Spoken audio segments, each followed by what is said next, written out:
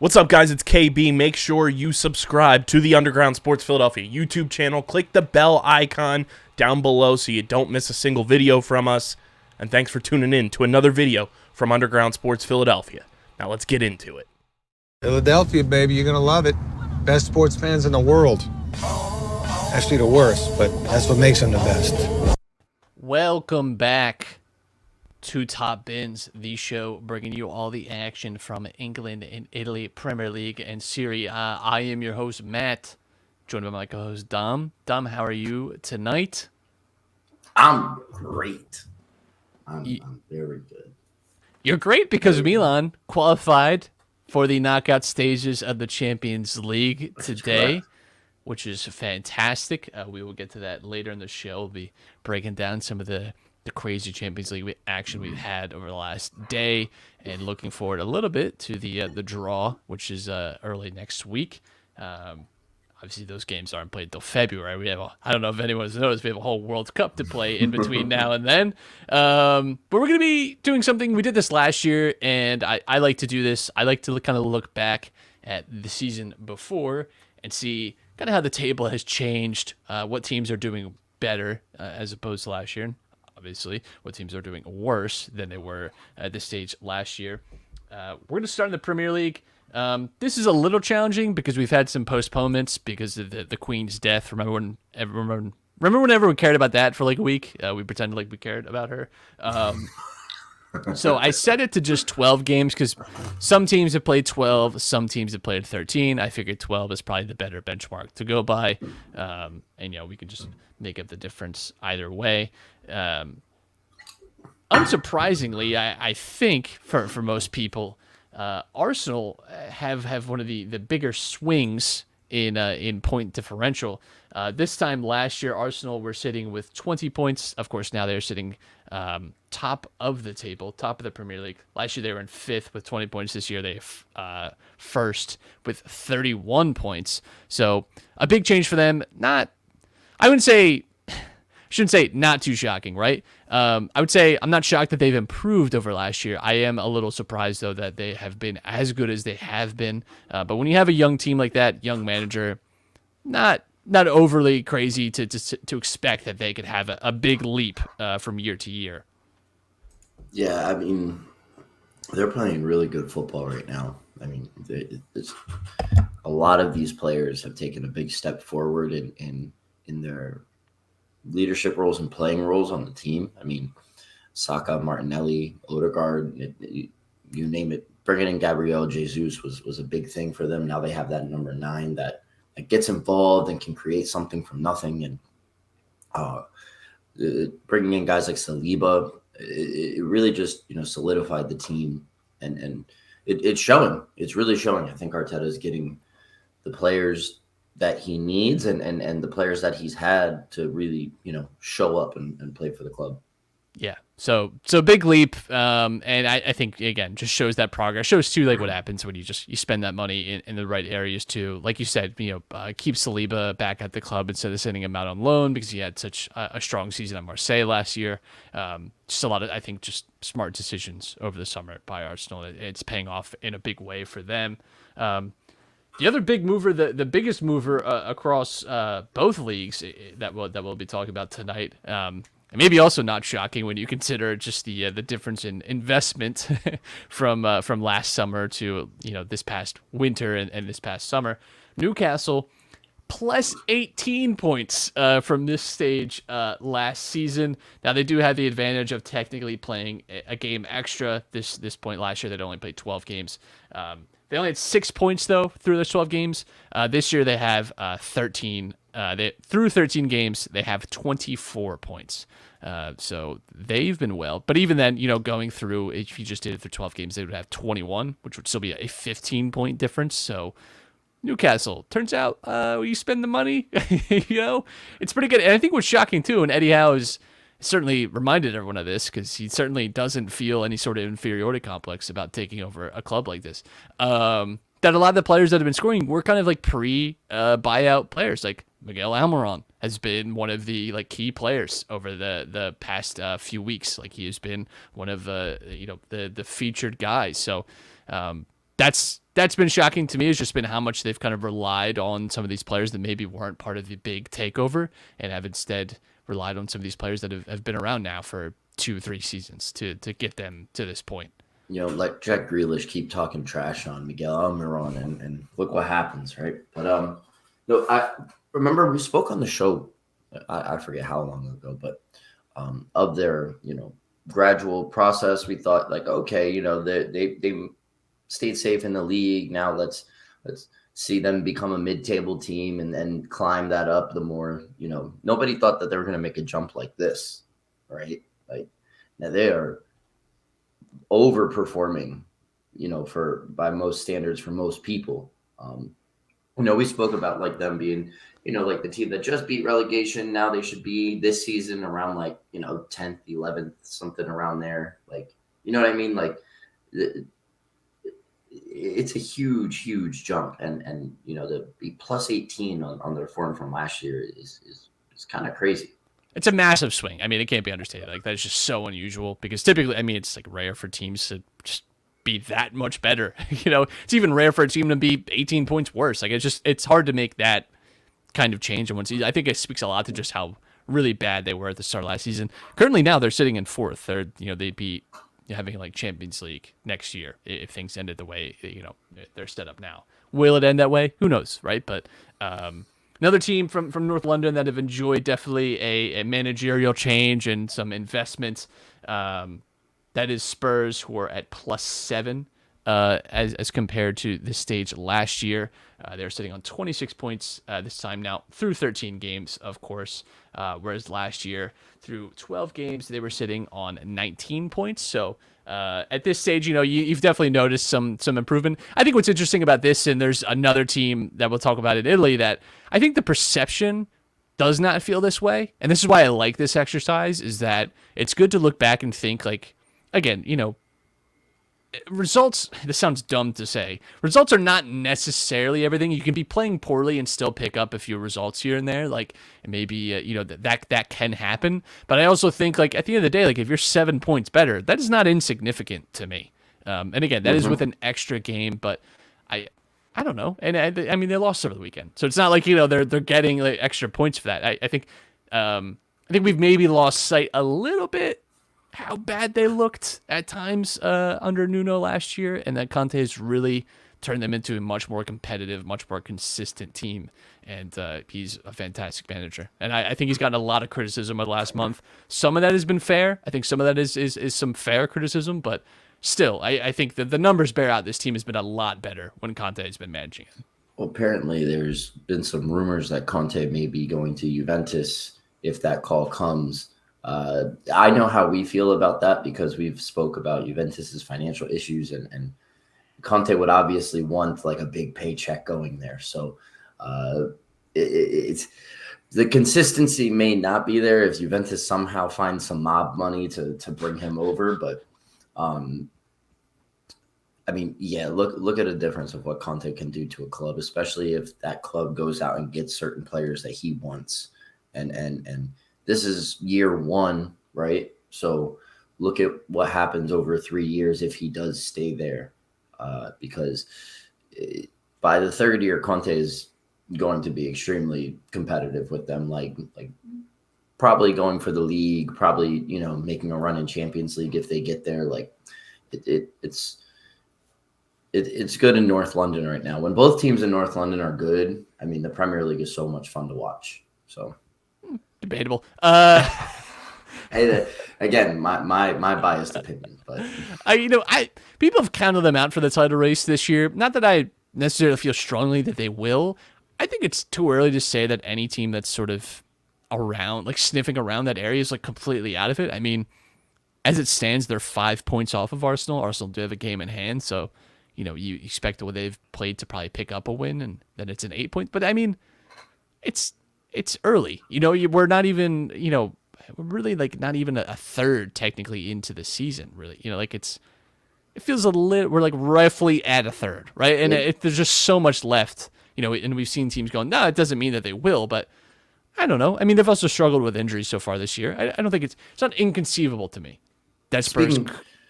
Speaking of injuries, right? Like the World Cup is in December or in November and December. Like injuries are more than likely to be picked up there. Like, right. So we don't know what the landscape of the Premier League or any league at that matter will look like come January once the World Cup is done. You don't know who will be hurt, who will be playing. You don't know who will find some kind of random spurt of really good form because of the tournament. So, teams that are like Arsenal at the top of the table come January could lose out on that lead given whatever circumstances they're given. I mean, we talked about this last year with Napoli, right? Being, a really good team. And then come January, it's a Spalletti team, so they're going to fall apart. So we'll talk more about Napoli when we get to SerieA. Right. But I think that's totally reasonable too, because you're not only are you talking about like players and injury and potential form, you're also talking about the players that aren't going to the World Cup having this like month and a half break where, I mean, in some ways that could be good. And I think it could go so many different ways. And it's almost like having two different seasons within a season. I think that's the best way to look at it. And, the teams that are performing really well now may not, after this long break. And the teams that are not doing well maybe get that chance to like reshuffle and rethink some things. And I think what's interesting too is you're coming right out of this break too, and you'll be right in the January transfer window essentially. And teams will be able to make any adjustments and buys. Speaking of Liverpool, 9 points. Did you hear that? Liverpool, buy someone. Christ. 9 points worse from this time last year. Feels much worse than that, I'll say. It feels like it has been like 20 points worse. So 9 points just being the difference in some ways is kind of comforting, but not surprising either. Liverpool have been noticeably worse. They've lost 2 straight games in the Premier League to teams in the relegation zone. They lost to Nottingham Forest and to Leeds. Not spectacular, I'll say that. Somehow, though, they're still good? Question mark. They are I've settled on this. They're what Lazio were last season in SerieA, where we called them our Jekyll Hyde team. Where like 1 week they look amazing, they're beating Manchester City, right? And skipping ahead to later in the show, but they beat Napoli yesterday, and they handed Napoli their first loss of the season in the Champions League. But yet they're losing pretty comfortably to like Nottingham Forest and to Leeds. I mean, like it's just like. How? And I think we were scratching our heads so much with Lazio last season for that same reason. It's like, if we could just see this team weekly, I don't get it. And Liverpool have really struggled with that. Even going back to stages last season, there was times where, especially like the conceding first thing, which I think people have really latched onto, which is fair. It's a fair criticism. Like, teams just cannot keep other teams out of the net first in games, and that's you're giving everyone like a handicap, and that's just not going to work for you.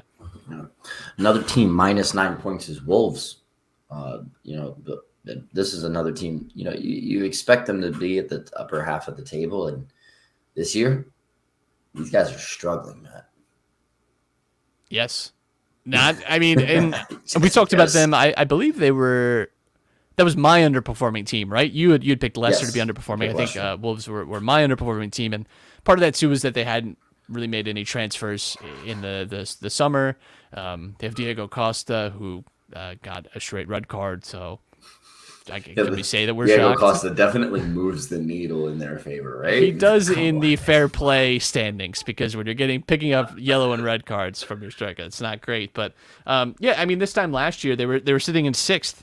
At 19 points, and this time now they are sitting in 19th place with 10 points. They really it's goal scoring for them. That's been without a doubt like the biggest thing, because they just don't score, and that's, I don't know how to tell you this, but you need to score goals to win games. That's really important. They had scored 12 goals at this time last year. This season, without looking, Dom, just your like gut feeling, how many goals do you think that Wolves have scored so far this season? That's funny. I was just looking at the table, but that's not something I was looking at in the table, the stat line. How many goals? How many goals have Wolves scored so far this season? They have played 13 games. 4. It's a pretty good guess. It is 6. They've scored 6 goals. Not spectacular. I'll say that. Maybe that's why. Maybe that's. I mean, part of it too is Raul Jimenez obviously picks up another injury. They sign that striker and he gets injured like first game of the season. Like they've been unlucky with who has gotten injured, but I think you've really seen a team that has just been a little too stagnant over the last like 2 seasons in terms of transfers and has not, replaced players that they've lost and not really made those smart signings. And I think you're really paying for it now. And they also don't really have a manager at the moment either, which is a little bit surprising. Speaking of, before we move on to our next team, we haven't recorded since Unai Emery is back in the Premier League. He's with Aston Villa. Steven Gerrard fired last week. Rest in peace. See you later.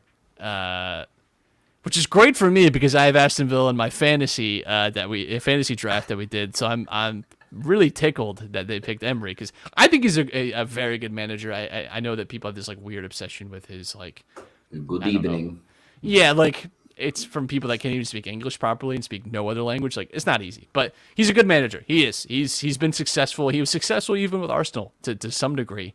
Obviously, he had his I think issues there, but I think he could do very well with this Aston Villa team. I'm very curious to see how he performs, and I'm actually really looking forward to it. It's not like he's won multiple Europa League titles. Like it's not like he's taken a team like Villarreal and made them make a run in the Champions League. They had them in the semifinals of the Champions League, won them a Europa League, which was their first major. Like this is everybody has that Arsenal stint, like just like ingrained in their minds. Like he was like literally like the most awful manager in the world, but like he was not bad with Arsenal either. Yeah, I don't know that it was undeserved for them to part ways, but I don't think it was as bad as maybe people like to he became a meme while he was there. Like right. It's just what the media turned him into was a meme, and hopefully that doesn't happen again because taking on Villa is like a daunting task. But like there are some good players there. If they get a new look, who knows? Maybe they do find some success, and all the best wishes for him because the team has been dreadful recently, and I don't think either of us expected that.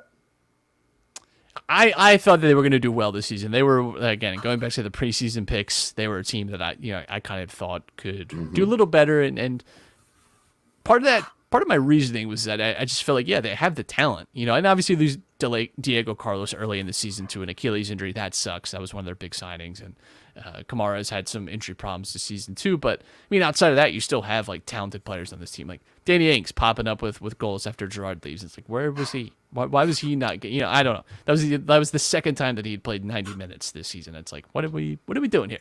Let's play our good players. That's it. West Ham on -9 points this season compared to where they were last year. Remember, they got off to that really hot start last year.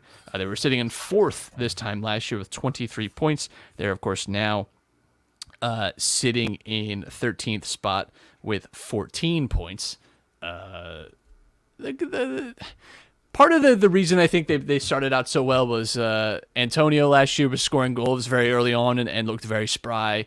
You hadn't had Jared Bowen's breakout just yet. That kind of came like more in the winter. That's where he really came on strong. But overall, I think this team is just playing a lot better. I think you're seeing some fatigue issues here this season, and still like that midfield is not wholly convincing to me. Declan Rice has to paper over a lot of cracks there.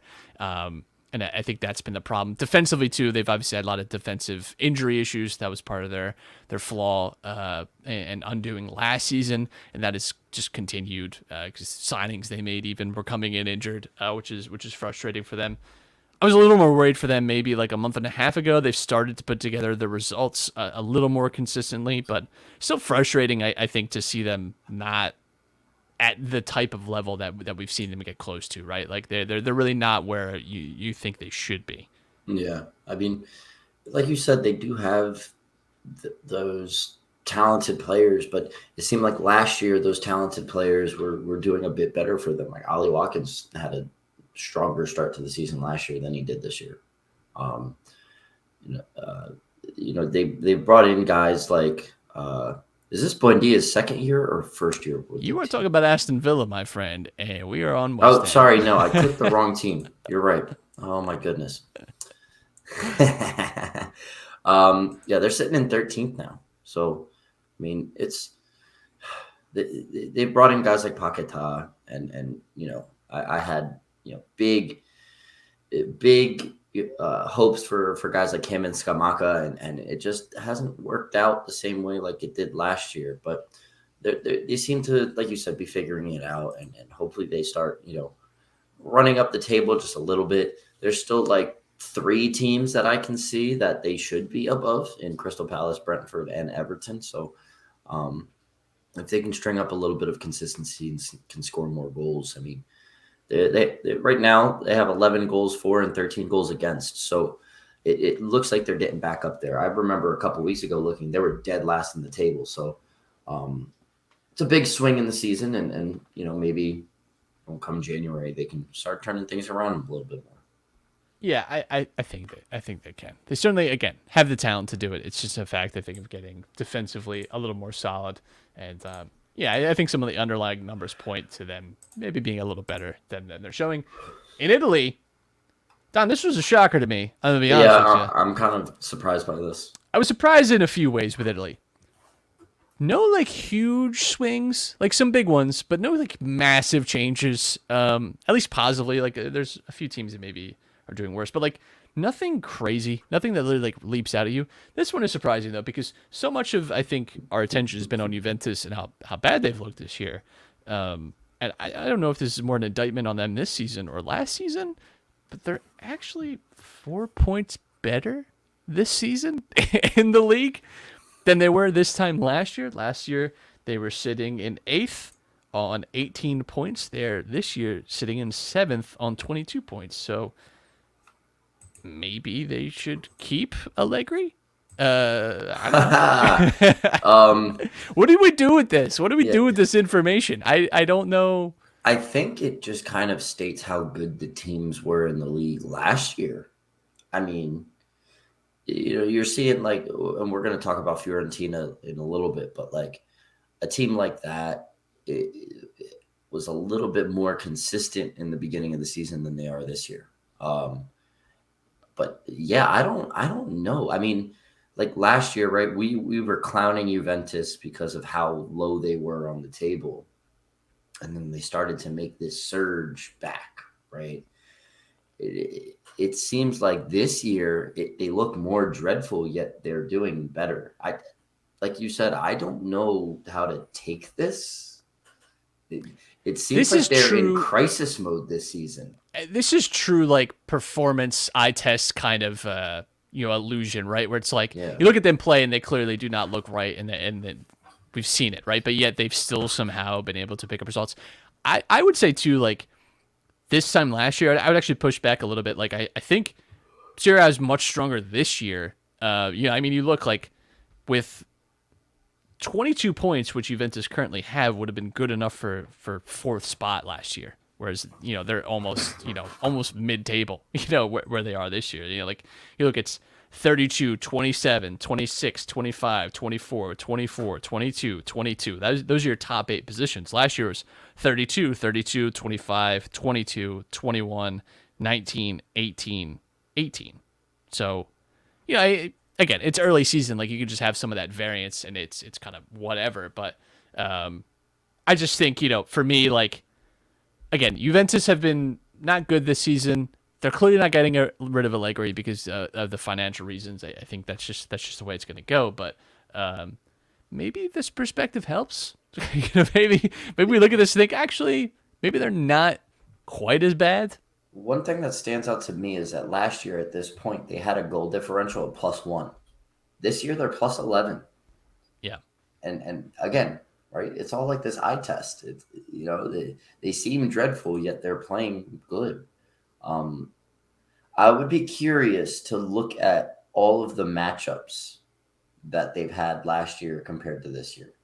I want to strength of schedules. I want to see the strength of schedule and how difficult it was last year compared to this year, because that could speak a little more into like, is this 7th place Juventus with more points actually playing worse this season because they lost to worse opponents, which has forced them down, and then maybe the previous year they lost to a lot of big teams early on, and that's what happened. So I would like to look more into that and see if that's the reason that they've technically been better this year. Who knows? Yeah, I think that's maybe fair, but also they've played some big games already in Serie A this season. They've played Milan obviously, and they've played Fiorentina so far, Roma, Sassuolo. Like they've played some competent teams, I would say. Speaking of Roma, +6 points. Healthy improvement. I would say that is like out 2 extra wins. Is obviously what that difference is. To me, that is like no longer maybe just some variance, and you're getting more into territory of like that seems like tangible improvement. Especially when you consider Roma have had some tough games so far this season already. And I think the eye test matches up with this too. I don't even know how much there's to say, because I think it's kind of confirmed everything we kind of felt maybe about Roma coming into the season. You signed Dybala, you have Mourinho for another season off the back of winning the Conference League, right? Like you think that's kind of what this younger team in some areas needed to, was like that silverware finally getting like some momentum. And they've looked good this year. They're sitting in 4th currently. This time last year, they were sitting in 6th on 19 points. This year, they're 4th on with 25 points. They've been good. And, especially too, we've talked about like their expected numbers. If they could finish a little more clinically, this team could be genuinely contending for the title. We'll see, how that shakes up once we come back from the break. Maybe Tammy Abraham would benefit from some time to work on some finishing, get those drills over the World Cup break if he doesn't end up making it to the World Cup. But yeah, not much to say for me for Roma other than that. I'm not surprised by this. I think they've just looked better this year. I'm not surprised that the results have bore that out so far. Yeah, I mean, it's Mourinho year 2, right? And normally we always say like Mourinho has this 3-year thing and then the club implodes. So that consistency is getting there. They're obviously showing some type of improvement. And if they keep that consistency up and some players can stay healthy for them, I mean, they definitely are a team that can charge for a title this year. If not, definitely next year. They seem to get along. They seem to be playing really good. And they're definitely a threat in the league this year for sure. Yeah, definitely. Again, team to look out for in the second half of the season. Atalanta, +5 points on this time last year. This was surprising to me in a few ways. Atalanta have been better this season than I expected them to, and I didn't totally remember them being as good at this stage of last season. And I think part of this too is that they had a pretty bad injury crisis through the winter. They were like down to like 1 actual defender. They were playing like, and then they had too many defenders at a point and not enough like midfielders and attackers. They were playing like 6 center backs at some point in this. Like they really had a lot of injuries last year, which I think really ruined what could have been a good season for them. But yeah, this time last year, they're sitting in 4th on 22 points. This year, 2nd with 27. They've been one of the few teams sort of keeping pace. I think the big thing too is like we've seen them defensively be very good, which has not been our typical association with Atalanta over the years. We've known them much more for their goal scoring, but I've only conceded 8 goals so far this season. This time last year, I had conceded 15. So they've halved almost their goal against number, which is always a good thing, I think for. And they're scoring a lot of goals. I think bringing in Lookman has been great for them. He's been playing very, very well. He's up as a nominee for SerieA Player of the Month this month, or for October, right? Yeah. So, he's helped spearhead them to a really, really good start to the season, where a lot of people, including us, were kind of counting them out. So. Be on the lookout. Yeah. Atalanta's been playing very well. Yeah, absolutely. I think what's interesting too is like just a holdover from last season. We talked about how bad they were at home. Strangely enough, they were like one of the worst teams, especially like the top half. That's kind of carried over. They're 5-1-0 on the road this year, and 3-2-1 at home. So I don't know what it is. I don't know what it is. And it's crazy to me because like Atalanta is technically one of those like quote unquote provincial teams, right? Out of Bergamo, and I watched a Copa 90 kind of documentary on them before, and it's really interesting to see. But those fans are so passionate about that team, and they create this atmosphere that is really tough for other teams to play in. Yet right now, they haven't been following through with that, right? They've been struggling in front of their own fans, and it's kind of tough to see because these teams have a long history of just being very, very like extreme for their squad. And hopefully Atalanta can start, delivering for their home fans, because they haven't really seen it this year, and that's one thing that they definitely want to see. If not, they're gonna be, if they don't turn it around at home, they're gonna be hearing it from the ultras soon. Yeah. Moving on, Salernitana, your boys. You've been a big supporter of Salernitana on this show. Plus 9 points to this stage last year. Last year, through 12 games, they had 7 points. They were sitting 19th. This year, through 12 games, they're sitting in 10th with 16 points. So good for Salernitana. They've made good signings. This wasn't all by any sort of fluke. They had a big push last January too, with signings to keep them up, and I mean it obviously ended up working. A little bit of a great escape magic to get them to stay up in the last weeks of the season, which was fantastic to watch. So for me, it's good though. Ultimately, I had picked them to go down this year. I didn't have a ton of faith in them, to be honest, but they have pleasantly surprised me this year. And yeah, again, 9 points for me is definitely clearing the threshold of, again, variance. There's some noticeable improvement there. If you're winning 3 more games in a 12-game sample size, to me that says that you've made some changes, whether that's personnel, tactics, whatever, both. So good for Salernitana. 10th is a great place for them to be, and they need to just keep up consistency the entire season so they can stay in that kind of spot and be taken kind of seriously as a decent club. Yeah. Really happy to see it too. Sad to see a guy like Ribéry leave, but I mean, again, that time has come. The time has been imminent for a long time. So, but the other players that they have there, they've figured something out, and it's working for them, so keep it up. 100%. Your boys, too. I mean, this is just Dom's row right here. Udinese at +8, based on this time last year. You can't deny it. You've been pushing Salernitana and Udinese agenda so far this season. Go ahead. Have your piece. No. This is your circle. This is a team I've hated watching Milan play for the last 2 or 3 years, because they always seem to find a way to get it done against big teams. And now this year they've found some consistency that they've taken the league by storm. Some of their players have just been playing really well. They've hit a rough patch recently, right? They went from 2nd all the way down to 7th now, but they're still only with 2 losses. I mean, this is a club that 3-4 years ago, you kind of look at it and you're like, oh, well, my club's up to play against them. We're a really good club. We're going to win. But hasn't been the case. They've got very good players all over the field, and they've been delivering for them this season.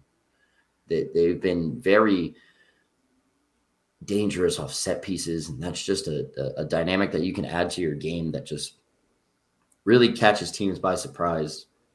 And I think they can definitely find themselves in a European spot by the end of this season. I think that they finish over Juventus. That's my hot take, but I think they finish over Juventus. I think that they could they're one of the teams that could keep Juventus out of a European spot. This wasn't the hot takes episode, but I appreciate it, brother. I'll shoot that out real quick. You already did. What's said has been said, my friend. They are the true Bianconeri. What's really funny is I just did a presentation in my Italian class about derbies in Italia. So we were talking all about the different teams, and I don't know. It's just funny. It's funny to be switching gears from talking to someone. My professor's a Roma fan, so it's fun talking about the Roma She's great. She's a great person. Like, fantastic. That's hard to believe because most Roma fans are insufferable. But and we're talking about like because obviously you have the Roma Lazio derby this weekend, so I'm looking forward to that. But it's funny because just talking about Udinese too, and because they obviously each team kind of like has this like X player that they really hold on to. For them, it's Zico, which is funny because he's not a player that I think is on the tongue of a lot of people, but he's like Brazilian Zico. Brazilian Zico is like a like you'll find flags of that man in the stadium. So good. Moving on to one of the bigger drops. I think actually the biggest drop in both leagues in terms of points. Hellas Verona minus 11 points. Turns out when you don't have Giovanni Simeone scoring goals for you, it's a little tough in the streets. And that has bore out. They're currently sitting in 19th with 5 points. This time last year, they were kind of this plucky team, a lot of fun to watch. They had 25 goals scored. They had 16 points sitting in 10th. Yeah, a lot of that was Simeone focused, but I don't want to player of the month, wasn't he? I don't want to make it all about him, but it was. It's also hard to not think that maybe taking away, a 16 or 17 goal scorer is ultimately good, Great business on Verona's end, man. Wonderful business, to be able to what did he leave on a free? Yes. It's great business. Because it was shocking because, it was had a good year last year and he was available and we were kind of scratching our heads that no team, and I mean ultimately ends up going to Napoli and he's done well there when he's gotten the chance. It's amazing what happens when you have a contract year, right? I mean, he's backed it up in Napoli. He's scored 4 goals in his first 4 Champions League games. The only other Argentine to do that, Dom, do you know? I think I have an idea. I think you don't, because it was Papa Simeone, not Messi, Lavezzi, one of the guys you might be thinking. His father, Diego Simeone, the only other Argentine I saw that to on do that. Instagram. Yeah. I wasn't sure if this was if you had seen at this point. I think most people have seen it. Trying to catch me again on another week of me just being like, I wasn't trying to catch you. And then I wasn't trying to catch you. So, Hellas Verona, not looking great for them, if I'm being honest. I do worry about, because, sitting very deep in the table now. I think the good part is that, for them at least, is that the bottom 5 or 6 are still pretty close together. You win, say 2 out of your next 5 or 6, and you're probably in a more comfortable position, maybe out of the relegation zone, but you've put yourself in a better spot. So that's the only bright side, is that you're still a third of the way through the season. There's a lot of ground to make up on. You look at the bottom 3 from this time last year: Sampdoria, Salernitana, Cagliari. Only Cagliari ended up going down out of that bottom 3. So it's still a salvageable situation to this point. Fiorentina down 5 points, not nearly as bad as maybe it has seemed. Obviously, no Vlahovic, that's tough. And I think in general they've just had this kind of loose play this year.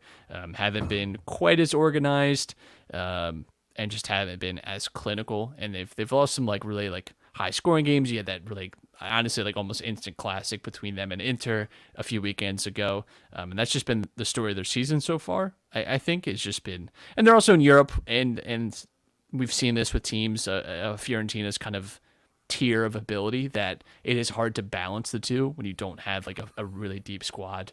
And they haven't been amazing in Europe either, which is, I think, in some ways frustrating. So kind of just an annoying start to the season, I think, for Fiorentina. Not maybe the way you would have wanted it to start out. Mm-hmm.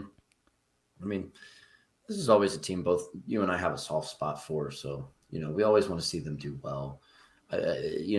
Dropping a win in what, a draw, really, right? That's the change in form. I think you're still in that variance kind of realm where it's just all right, they're still kind of around the same form they were last year. And I do agree, when you add another competition into your schedule and you don't have that deep of a club, you are going to struggle. You're going to see that happen. You're going to see that reflected in the league, most of all. And so, we'll see. I'd like to see them play a lot better. Yeah, I think too. If we're talking about like strength of schedule, they have played like a lot of the top teams in Italy so far. They've already played Napoli, Udinese, Juventus, Atalanta, Lazio, Inter. Like, there's like almost your whole like top 6 right there. I don't want to. Everyone has to play everyone, so it's not really an excuse. But yeah, they have had half of their games essentially. But considering the form that most of those teams are in currently, like they played Udinese at their sort of like scalding best, right? Lazio 4-0'd them. Like, they've not had the best, in terms of strength of schedule, but it is what it is. It is what it is. How about this one, Tom? This one I actually found interesting because I was a little surprised at this. Milan 6 points worse, yet does not feel like they've really had a bad season to this. I think you could make the case it has been a better season to this point so far, because they've advanced out of the Champions League group stage, which is fantastic for them. First time since 2013-14 that they will be back in that realm. And again, I think this just plays to the idea of like, if you would switch, say, Juventus and Milan, I think in our head that would almost make more sense, where Juventus are 6 points worse and Milan are actually like 4 points better. And people be like, yeah, I agree with that. Like, that feels right, yet it isn't. That's also, I think, to me, this is more of a credit to how just well Milan started last year. They were, had not lost in the league yet to this stage at this time last season. And that was obviously hugely impressive. Well, they went like over a year of time, right? Spanning 2 seasons worth of games, but they went a whole year of time being undefeated in the league, and they didn't have a loss. They have 2 losses this season, but they have been playing except as of recent, the past few weeks, but they've been playing way better. They've been a lot more serious as a team. They look really good. Leao is still playing well, but they have their hiccups, and they're also, obviously, you can tell that they're taking Europe serious. They want to advance out the Champions League. Out the Champions League group stage. They saw they had the opportunity in this group stage to do it. I think that those games against Chelsea kind of hurt their form a little bit, which then reflected in the league, and that's when they were struggling. But they're dealing with some injury issues and things like that as well. Kalulu's got to play right back right now, and but overall, the eye test shows they are arguably a better team, but the point doesn't. They're 2 games behind their form last year. They're 3 goals behind their plus minus last year, but it's a long season, and they're still in second place. And to note, Napoli is literally the same. Napoli is literally the same. That is, I think, what surprised me too from this exercise is that Napoli also started 10-2-0 this time last year, and I mean, kind of really identical in a lot of ways. Obviously, the goal scoring has been better this year for Napoli, which I don't think is too surprising. I think we've all felt that. They've scored a lot more, especially Kvaradona. But so they've scored 30 goals to this point this season, as opposed to 24 last season. Defensively, they were really good last year. Only 4 goals conceded, as opposed to 9 so far this year.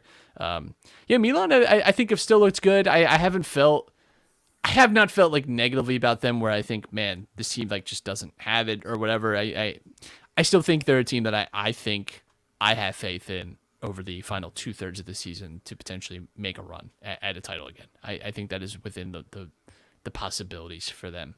And like you said, they've dealt with some injuries.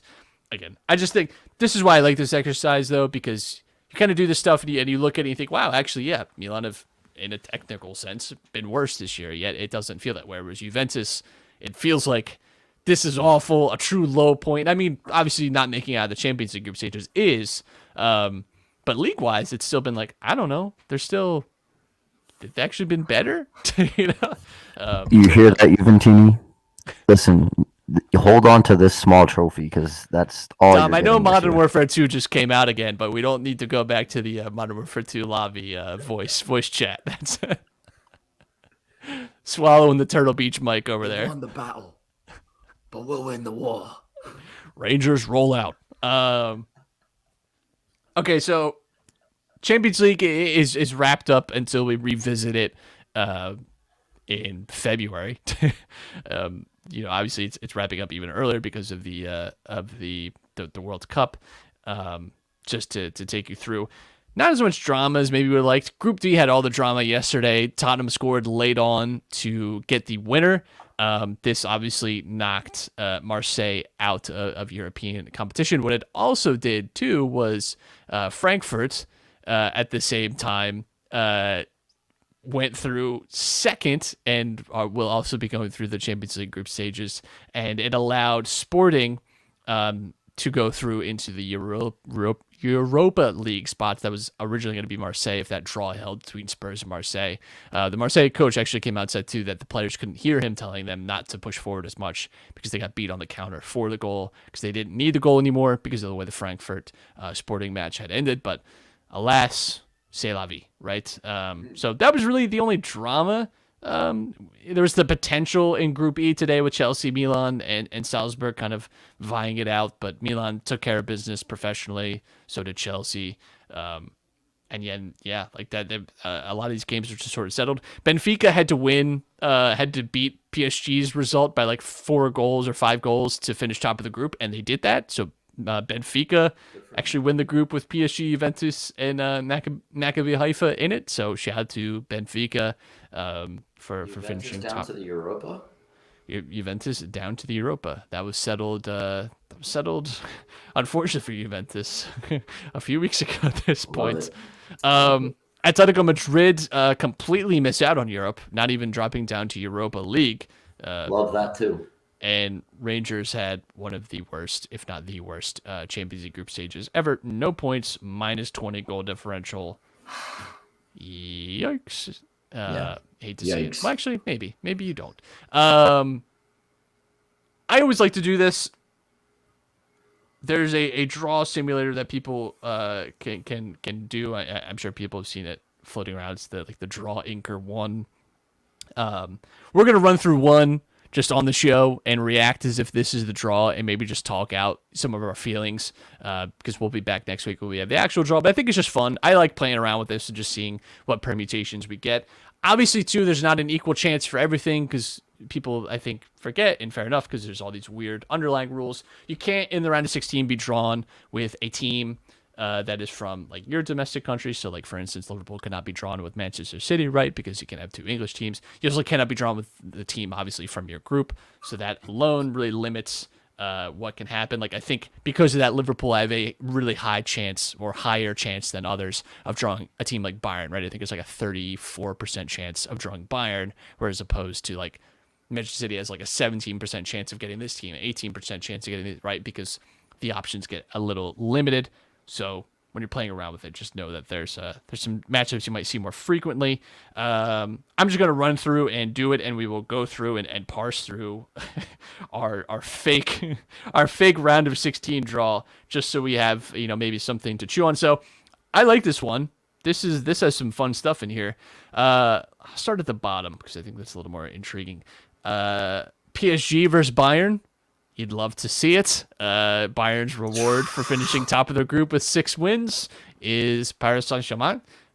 Milan versus Benfica. That would be tasty. That'd be a tasty little matchup. Benfica's playing very well. Again, very well. These games are not till February. That's what we got to keep in mind. A lot of things can change between now and then. In our simulation, we got Dortmund versus Porto. Very even matchup. I think that would be a lot of fun to see. Club Brugge versus Tottenham. I would like that. I think Spurs would definitely like that too. I think that's a favorable matchup. This one, the Antonio Conte Romelu Lukaku derby. Inter versus Chelsea. I think that one is screaming to happen in real life. I mean, if you're talking narrative, come on, what are we doing here? If that is not a round of 16 game, then The game is well and truly gone. Leipzig versus Manchester City. They played in the group stage together last season, so that'd be kind of fun to see them go at it again. Liverpool versus Real Madrid. A final rematch. I would asterisk myself. I would hate every minute of this one. So I hope this is not true. And Frankfurt Napoli. That'd be a lot of fun. I think that'd be a really fun matchup. So I don't know how I feel about the Champions League this year. I haven't felt strongly about any team in particular.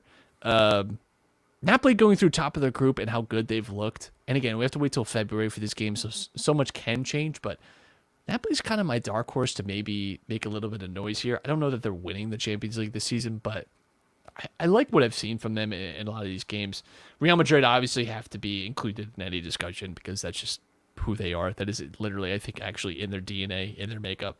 Manchester City, if Erling Haaland stays healthy, he's dealing with a little ankle thing right now, but we've seen how devastating they can be in a lot of situations. Can't count out a team like Bayern. You can't count out a team like PSG, right? Like those are sort of, I think, probably the favorites to win the whole thing. And then, yeah, I mean, the next tier would probably be teams like Chelsea, Spurs, Liverpool, Milan that are good, but I think something would kind of have to change for me to really believe that they can. Liverpool, I mean, weirdly enough, have played very well. It's like top teams this year, so maybe, who knows? And they have this weird thing with the Champions League where they just play really good in it. I don't know. So we'll see. I'm really looking forward to it. I think it's going to be fun. Champions League group stages. We get the Europa League conclusion tomorrow. And I always like just looking at all the different draws that you get, the different games that you get to see. And we got some good variety this year. Some teams that we don't typically see. You know, and I agree that like there is obviously disparity between like the haves and the have-nots in a lot of this. But I mean, when we have Porto, Benfica going through, Frankfurt going through, right? Like Bruges, like I think that's good. Like it's good to have those teams represented. Like this. Yes, it's good to have those teams represented and have that variety and it's not just the same 6 teams playing each other year after year. So I did it on my computer as well. Let's hear it, Dom. This is fun. So we got Leipzig, Chelsea, which I think is the Gvardiol derby right there. Yeah. I've got Inter, Man City. Nothing would make me happier than to actually see this happen. So Inter that would be hot. Sent I out would like that with the quickness. Frankfurt, Porto. That's a really cool matchup to watch. It's funny that you talked about Liverpool having a really high chance of getting Bayern because that's what I got. So have fun. It feels destined. Now I like this one a lot. PSG Napoli. That would be fun. So the away leg when Messi comes to the Maradona Stadium, where all these Napoli fans wanted him to come before he made his move to PSG and all this other stuff, and you know, that one's going to be really fun. Can I spoil maybe our World Cup show in a few weeks and just say maybe too be the first Argentine to walk into that stadium being a World Cup winner? Maybe that's how I feel about Messi and Argentina going into this World Cup. He's determined this year. We'll talk. I'm going to say I've been thinking a lot about the World Cup and who I think is going to win, and I just have a weird Argentina feeling this year. That's all I'll say. Real Madrid seemed to be moving on after the first round because I got them drawing Club Brugge. Tough. It is what it is. Milan drew Tottenham. So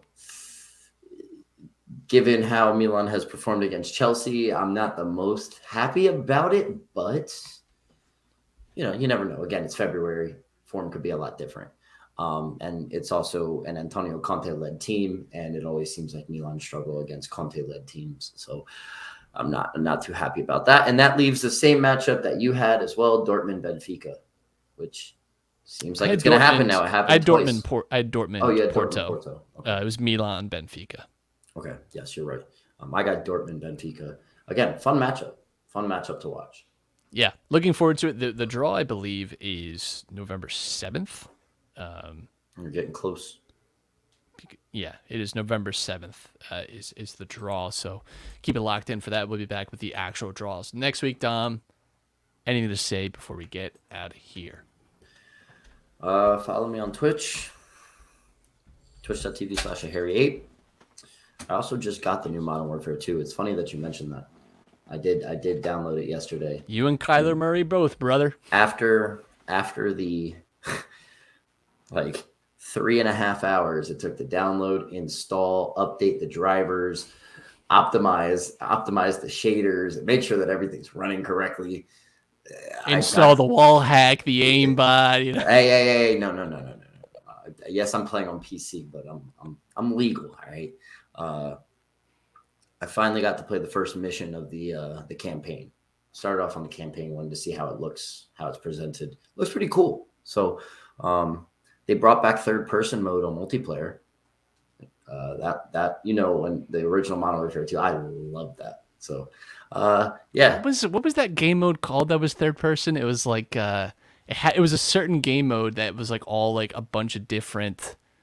It was like small maps. It was like 4v4. Well, you're thinking of Team Tactical, but they had third-person Team Tactical. That's what I was thinking of. Third-person Yeah. Team Tactical Yeah. was like it was like only like 4v4. It was like pretty much exclusively on Rust, and it was like only like capture the flag, sabotage or whatever. Like You, me, and Wolf used to play third-person all the time.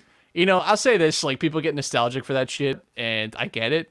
But also, I think people are just mostly nostalgic for when they didn't have a job and had just like like tons of free time. Like that's really what it was. Like I don't actually want to be 15 again. I just want to be able to come home from something and not have anything to do, and my friends have nothing to do, and just be able to like talk to them for like 5 hours and like play video games. Like, that's really what we're all pining for. That's the thing, right? Because we all can find time to play some video games at some point. Like I do at least a little bit, but I'm sacrificing some sleep for it, and that's when we're getting closer and closer to 30. It's not the most ideal thing. Some of us are closer than the others, but hey. But trying to that the only time we got close to that feeling again was during the pandemic, because everybody was just home with nothing to do. So you would hop online and you would have 4 or 5 friends online. You're like, oh, cool. We don't get that anymore. It's tough. It's tough, man. But aside from those two things, let's go Phillies. They're playing right now. Bottom of the third, one out. So hopefully by next week, when we're back on this show, we can say that the Philadelphia Phillies are World Series champions. So fingers crossed. Fantastic. Listen, we'll be back next week. We'll be breaking down the Champions League group stages. We'll be talking about too, like taking this little break in the domestic league, start really gearing up and focusing on that World Cup. But until then, enjoy the games this weekend. Enjoy whatever it is you got going on, watching the Phillies, whatever. And we will talk to you next week. Grease them poles.